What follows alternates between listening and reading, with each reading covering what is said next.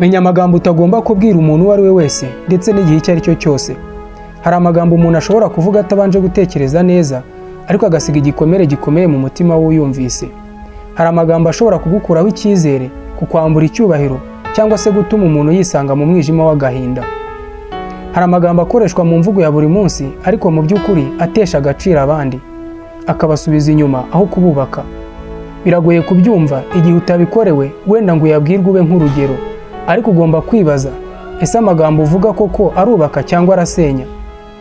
Amwe mu magambo nk'ayo tuvuga kandi dukoresha kenshi ariko tugomba kureka harimo nko kuvuga ngo uri imbwa, uri umusazi, uri igishwi, uri umwirasi, uri umusinzi cyangwa se uri umuswa.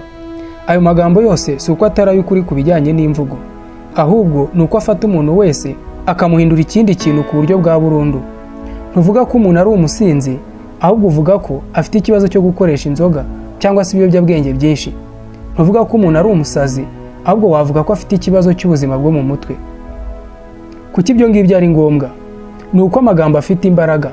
Uramutse ubwiye umuntu ati uri umusazi, uba umufashije kugumana iryo zina kandi ukamutsindagira mu kibazo aho kugira ngo bimufashemo. Uramutse ubwiye umuntu ati uri igishwi, umwambuye ubuzima kuko uba ugereranya umuntu n'inyamaswa cyangwa ikindi kintu.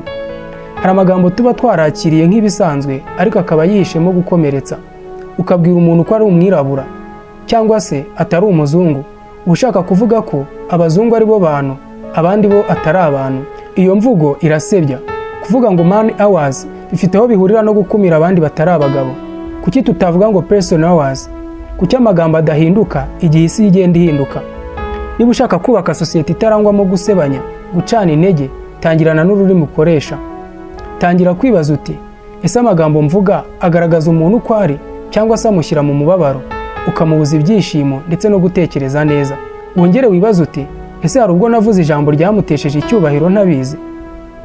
Ese koko amagambo tuvuga abaye nk'ibikoresho byo kuvura aho kuba intwaro zo gukomeretsa, twaba turi mu isi imeze ite?